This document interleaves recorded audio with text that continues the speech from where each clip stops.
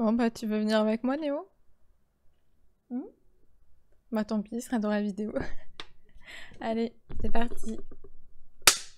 Bonjour du coup, bienvenue sur le vlog de Convention Japan Expo où je vais vous parler de mon aventure. Il est parti, non. Je vais vlogger en fait la préparation et la Japan Expo en elle-même et faire un petit bilan après parce que du coup c'est la première convention que je vais faire de ma life. Et oui, je commence par la fin, c'est-à-dire que je n'ai pas d'expérience et je vais commencer par une convention qui dure 4 jours et qui est la plus grande de France, il me semble. Je crois pas qu'il y en ait une autre convention Japan asiatique de ce style aussi grande. À savoir que ça fait 10 ans que je suis pas allée à la Japan Expo et je m'étais dit que la prochaine fois que j'irai, c'est en tant qu'artiste. Donc voilà. Pour la petite histoire, du coup, en fait, c'est Pachamanga, qui est mangaka, qui va être édité chez Kana, qui m'a proposé de partager son stand avec lui. Lui, il a beaucoup d'expérience. C'est lui qui s'est chargé de réserver la place, l'emplacement, le truc et tout. Donc voilà, je le découvre en fait avec lui. Et ça va être une Japan Expo plus en tant que découverte de l'organisation d'une convention que moi, artiste qui me lance dans une convention parce que c'est ma première, je fais la plus grosse, j'ai pas beaucoup d'illustrations, j'ai pas d'expérience et je sais même pas si j'ai vraiment envie de faire des conventions régulièrement en tant qu'artiste. Donc je vais tout découvrir. Voilà. Je m'attends pas à être rentable tout de suite, même si du coup je fais fake it until you make it, you know. Et je fais en sorte d'être le plus prête possible pour la Japan Expo. Mais voilà, je pense que irrémédiablement, c'est ma première expérience et je ferai forcément des erreurs. Vous m'avez demandé si j'allais faire un vlog de la préparation de la Japan Expo et tout ça. J'avoue que j'y avais pensé, mais j'étais pas sûre parce que du coup, j'ai pas forcément le temps, etc. Mais en fait, hier, j'avais commencé une vidéo avec mon iPhone en me disant tant pis, je filmerai avec mon iPhone. Mais après coup, c'est pas une vidéo que j'aurais envie de re-regarder si elle est avec des setups aussi nuls. Sachant que je peux faire ça.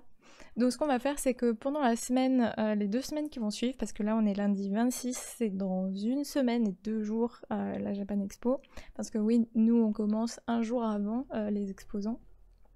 Je vais filmer majoritairement depuis mon setup Twitch. Ce vlog n'a pas pour objectif d'être utile ou de vous montrer qu'est-ce qu'il faut faire à la Japan Expo, parce que je pense que le bilan de cette vidéo et de ce vlog, ce sera tout ce qu'il ne faudra pas faire et tout ce que je pourrais améliorer. Donc ce sera juste une découverte avec vous et j'espère pouvoir m'en servir comme comparaison par rapport aux prochaines conventions si j'apprécie la Japan Expo et que je me dis bah c'est un business dans lequel j'ai envie de me lancer, c'est un format dans lequel j'ai envie de me lancer. Voilà globalement où on en est. Bref, où est-ce que j'en suis dans ma préparation à la Japan Expo? Alors là on est à 2 semaines et quelques. J'ai lancé la commande d'une partie des stocks d'illustrations, à savoir que j'ai déjà une boutique mais que j'utilise très peu et en fait je promeus très peu pour l'instant. Alors en fait ce que j'ai fait c'est que j'ai lancé ma boutique mais comme quand j'ai lancé mon activité d'artiste-auteur, c'est-à-dire je me suis pas lancée avec l'objectif de tout de suite être à fond dessus. En fait je préfère me lancer dans un truc, apprendre à utiliser l'outil et au moment où je me dis ok c'est bon, j'ai capté comment ça marche, etc. Là je vais prendre du temps, je vais bosser à fond dessus. Pour l'instant je suis pas encore dans ce mindset là pour ma boutique. J'ai vendu, je crois j'ai fait 5 commandes en un an à peu près. Mais du coup ces stocks là, il y a une partie des stocks ce qui sera pas vendu, je prévois de le mettre sur la boutique d'art. Oui, j'ai quitté Etsy d'ailleurs parce que les commissions étaient trop importantes. Je vais vous donner les quantités au fur et à mesure, les prix, etc. Puisque étant scientifique aussi à moitié dans ma vie, j'aime bien quand on me parle de chiffres et quand on m'explique quoi ou qu'est-ce, sachant que moi-même en tant qu'artiste, là en ce moment, comme ça va être ma première convention, j'essaye de regarder un maximum de vidéos qui donnent des informations qui sont claires, qui sont précises, etc. Je me dis si jamais il y a l'un d'entre vous, l'une d'entre vous, qui se lance et qui cherche désespérément sur YouTube des informations sur comment se lancer dans une convention, combien d'argent les gens investissent et tout ça, voilà. Vous aurez toutes les infos avec moi, au moins pour cette première convention. Après, quand je considérais que ça devient de l'ordre du privé ou des choses comme ça, je dirais plus, mais je vais tout vous donner. Pour préparer cette Japan Expo, je m'aide beaucoup, en fait, déjà il y a Bacha qui me PL en off et tout ça, en coulisses évidemment, il m'explique plein de trucs, il m'a donné des informations, des imprimeurs et tout. Donc voilà, à ce niveau-là, je pourrais me reposer que sur Bacha, mais j'ai pas envie, et lui-même il a un certain standard, il a pas envie. J'aime bien Bacha parce que du coup il est honnête et il te met un petit peu la pression, tu vois, c'est un peu le daron. Dans l'histoire, il a pas envie de partager son stand avec quelqu'un qui fait n'importe quoi et qui est pas du tout sérieux ou autre. Et je pense que c'est aussi parce qu'il sait que quand je fais les choses, j'essaye de les faire sérieusement, qu'il m'a proposé. Moi j'aime bien de toute façon quand je me lance dans un truc d'emmagasiner le plus d'informations, de comprendre les mécanismes, de comment ça marche, qu'est-ce qu'on peut faire, les tuyaux et tout. Donc ça fait plusieurs mois déjà que je m'informe sur internet, sur YouTube majoritairement, auprès d'autres artistes, surtout anglophones, qui expliquent leurs conventions, les tips, les trucs à éviter, les trucs à faire, etc. Je m'inspire de ça. Il y a aussi Artipic, Sirgis de Artipic, qui a l'habitude de faire des conventions, qui a une carte presse en général dans les conventions, qui fait des tours et tout ça. Alors lui aussi m'a donné des conseils, il y a Jigre aussi qui m'a donné des conseils et tout. Et hier par exemple j'ai revu toutes les vidéos de Pommeline par ordre chronologique de sa première convention à la dernière, où elle fait aussi ces bilans là à la fin et elle explique en fait l'organisation et tout. Et vous imaginez pas à quel point c'est rassurant d'avoir des vidéos comme ça. Il y a aussi les vidéos de Kaevan, je les ai regardées aussi. Après je prends des décisions qui sont pas forcément collées à ce que tout le monde conseille. J'expérimente aussi, il y a forcément des choses que je vais mal faire, des paris que je vais perdre et j'espère des paris que je vais gagner par rapport à ce qui se fait d'habitude. Pour cette Japan Expo, je vais prendre un pari que je vais peut-être perdre, mais en fait c'est dans l'objectif de toute façon que à terme ça fonctionne. C'est que je vais mettre peu de fan art. En fait j'ai créé peu de fan art pour la Japan Expo, en plus de ceux que j'avais déjà. Parce que j'ai envie de me concentrer sur mon webtoon, déjà de base, et que c'est assez rare que j'ai envie de dessiner par moi-même un personnage d'un autre artiste ou d'une autre artiste, sauf si je l'apprécie vraiment. Donc je vais en avoir que 5 sur une douzaine d'illustrations, je sais plus combien il y a d'illustrations, mais voilà, il y aurait que celle-ci, sachant qu'en fait on peut considérer plutôt qu'il y en a 4, parce que la première c'est Patronum, qui est du coup évidemment une référence à Harry Potter, mais j'ai constaté cette référence-là au moment où je faisais le tableau, et que en fait je me suis rendu compte que le cerf c'était le patronum de Harry et de son padré. En soi, tu connais pas Harry Potter, tu sais pas que c'est une référence aussi à Harry Potter. Je voulais faire un cerf qui brillait dans tous les cas. Donc il y a celui-ci, Patronum, mais qui pour moi est un demi-fanart entre guillemets. Ensuite il y a Parkayan, du webtoon White Blood que j'ai adoré et qui est du girl power ultime. Je vous le conseille vraiment, mais il est pas très connu du coup. Donc en fait mes fanarts c'est un peu des fanarts niche en prime, en plus de pas beaucoup. Il y a ensuite Gris, qui est un jeu vidéo qui est absolument incroyable aussi et que je vous conseille, qui est pas forcément connu non plus. Et ensuite il y a Minori, qui est encore un fan art niche encore plus, parce que du coup c'est Minori de Minori, le court-métrage de Cyprien. Là c'est une scène dans le deuxième court-métrage de Fuji-san du coup, qui n'a pas buzzé, mais qui a buzzé dans mon cœur et que j'ai tellement aimé que j'ai voulu faire une illustration dessus et que Cyprien a repartagé. Donc je ne sais même pas si Cyprien sera dans la convention, mais peut-être. Je sais pas, au hasard, si jamais je le croise, je lui donnerai, voilà. Et il y a Komi de Komi cherche ses mots qui est à finir et qui se rajoutera à cette liste-là. Et c'est tout. Je fais ce pari parce que moi j'ai envie de me concentrer sur mon webtoon et que, en fait, ce qu'il faut savoir, c'est quand tu te lances dans un truc qui est différent de la voie que tu voulais à la base, si ça fonctionne, tu te retrouves dans un dilemme encore pire et tu perds ce que tu as gagné entre guillemets. C'est-à-dire que si je me lance dans le fanart et que je mets plus de fanart que de création originale, déjà je donnerais plus de place à un travail d'un autre artiste ou d'une autre artiste qu'à mon propre travail, et ça c'est hors de question parce que j'ai déjà pas beaucoup de temps dans ma vie avec mon deuxième métier. Donc si en plus c'est pour faire des trucs qui appartiennent aux autres, c'est no way. Et ensuite si ça marche, en fait je vais avoir un public qui s'intéresse au fan art. Et moi, je veux pas un public qui s'intéresse au fan art, je veux un public qui s'intéresse à mon webtoon, à mes histoires, à mon univers, à mon style. Donc, si je me lance là-dedans, ça peut être très difficile ensuite d'en sortir et de faire en sorte que les gens s'intéressent à tes créations. Alors c'est toujours possible évidemment. Le problème c'est qu'il faut comprendre que sur internet on vit avec des stats constamment et qu'il y a cette dichotomie entre, je sais pas si c'est le bon terme, mais il y a un gap assez important et qui peut faire assez mal en tant qu'artiste entre les créations qui ne t'appartiennent pas, les fanarts, et les créations original à toi. C'est forcément les fanarts qui gagnent et du coup dès que tu sors un truc à toi, t'as forcément l'impression que ça intéresse moins les gens et que les gens ne s'intéressent pas à ce que tu fais. Je préfère avoir peu de gens qui s'intéressent à ce que je fais de manière originale, mais au moins avoir toujours l'impression qu'il y a du monde et que ce soit assez constant, plutôt que d'avoir un espèce de montagne russe entre mes créations et avoir toujours cette sensation que mon travail personnel et original est moins apprécié. Donc emprunter des personnages, oui, mais c'est plus des hommages pour moi que des créations qui m'appartiennent à chaque fois.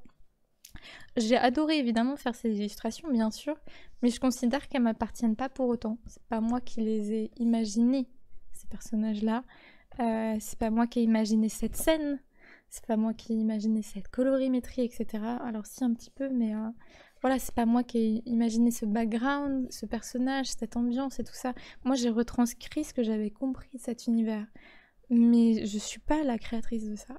Et moi, j'ai envie d'être une artiste qui crée. Donc, voilà. Après, peut-être que si vous êtes à fond dans le fanart, vous aurez un avis qui est différent du mien. Et que pour vous, c'est totalement de la création aussi. Et que vous imaginez des choses par-dessus le travail d'autres artistes. Moi, j'ai un rapport tellement intime avec la création et l'originalité des créations que c'est pas mon ressenti. De la même manière, je n'aurai pas de goodies à part des marque-pages. Pourquoi ? C'est simplement une question de goût en plus de l'investissement que ça représente, parce que je me suis quand même renseignée. De manière générale, je suis pas quelqu'un qui utilise d'accessoires ni de bijoux. Vous voyez, j'ai aucun bijou sur moi là actuellement. J'ai pas d'accessoires. Les stickers, j'en mets jamais. En fait, j'aime quand les choses restent immaculées. Qu'il n'y a rien, là par exemple, c'est mon agenda, vous verrez aucun stickers là-dedans. Il y a rien quoi, je mettrai rien en stickers dessus. Donc forcément, je vais pas faire des goodies, alors que moi-même, je m'en servirais pas et je les achetais pas. Déjà de base, des illustrations que moi j'aime, je me dis mais en fait ça va intéresser personne et personne n'aurait envie d'acheter ça, pourquoi je fais ça? Donc imaginez un truc que moi-même je n'utilise pas et que je n'apprécie pas, parce que ces illustrations je les apprécie. Mais je me dis mais personne va s'intéresser à ça. Donc je ferai pas de goodies et je pense que j'en ferai pas non plus pour les prochaines éditions. Ensuite il y a aussi le côté écologique dont il faut que je parle. J'aime faire des trucs donc je suis sûre que ça soit recyclable après. C'est-à-dire que si vous achetez une illustration à moi, c'est pas grave si vous la mettez à recycler à un moment parce que vous l'aimez plus ou quoi. Et justement au contraire, j'essaie de choisir des papiers FSC et ou recyclés, déjà pour que ça ait le minimum d'impact possible une fois que c'est plus entre mes mains. C'est-à-dire qu'une fois que c'est entre vos mains, quelles que soient vos convictions ou autres, j'essaie de réfléchir à l'impact que ça aura quand même, et si ça peut polluer ou quoi. Et les goodies, globalement, c'est quelque chose que je ne peux pas contrôler. C'est quelque chose qu'il faut qu'ils se mettent au recyclage de manière assez spécifique. Il y a des trucs qui ne se recyclent pas. Et ça m'angoisse un peu, donc je pars pas là-dessus non plus. Globalement, mon stand va être assez épuré, il n'y aura pas grand-chose dessus, mais je vais mettre à fond dessus. Je vais essayer de mettre en valeur le plus possible les illustrations que j'apprécie et que j'ai envie qu'ils marchent. Ça se trouve, ce sera d'autres et je découvrirai qu'il y a d'autres illustrations qui marchent mieux que celles que j'aime moi. Et ça, je suis assez pressée de le voir parce que du coup, sur internet ou autre, les gens en fait consomment du contenu gratuit. Ils sont pas là pour acheter quelque chose et c'est aussi pour ça que la boutique fonctionne pas d'elle-même parce que les gens viennent sur internet et regardent mes illustrations gratuitement.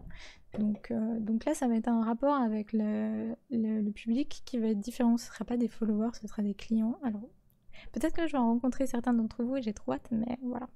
Ensuite, rapidement, où est-ce que j'en suis dans l'organisation de la Japan Expo? Donc, j'ai mes illustrations qui seront là-dedans. J'ai le stock qui arrive, une première partie du stock qui arrive mercredi. Ensuite, je ferai une commande encore qui arrivera une semaine avant la Japan Expo, c'est très juste. Mais des autres illustrations que j'ai finies. J'ai le sum-up depuis plus d'un mois déjà, donc le terminal de paiement. J'ai les grilles qui sont arrivées, je vous montre vite fait là. Donc ce qui me manque, c'est... Ah oui, je vous ai pas dit. J'ai commandé une première étagère modulable à grilles et je l'ai envoyée chez mes parents à 500 km de là. Et c'était pas remboursable ni retournable.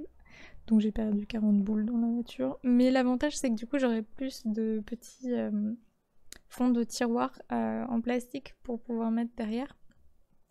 Donc ce qui me manque globalement, c'est du scotch. Le tissu, c'est Pacha qui le ramène. Les pinces, finalement, je vais faire avec des aimants. Comme ça, j'ai rien à acheter. Ça fonctionne très bien, ça tient très bien. Les cartes de visite, ce qu'il faut que je commande. J'aimerais acheter une ou deux lettres pour décorer le stand. Faire un truc un peu éthéré, galaxie et tout. Il me manque les feuilles social media. Donc les feuilles où je mets les liens vers mes réseaux sociaux et la pub pour mon webtoon. Commander les enveloppes craft pour pouvoir mettre les illustrations dans une enveloppe quand je vous les vends, pour celles et ceux qui en veulent. Et je crois que c'est tout globalement. Et la bâche, peut-être que je la commanderai à la dernière minute et que j'irai la récupérer à Script Laser directement à Paris.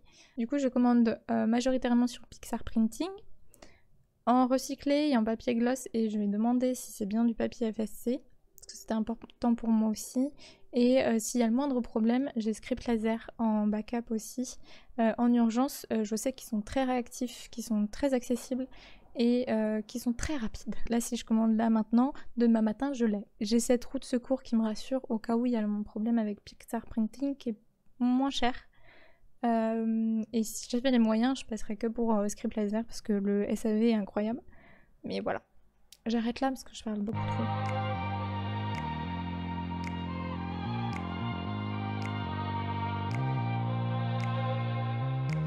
Oh non! C'est raté. Ça marche. Vous voulez des pièces?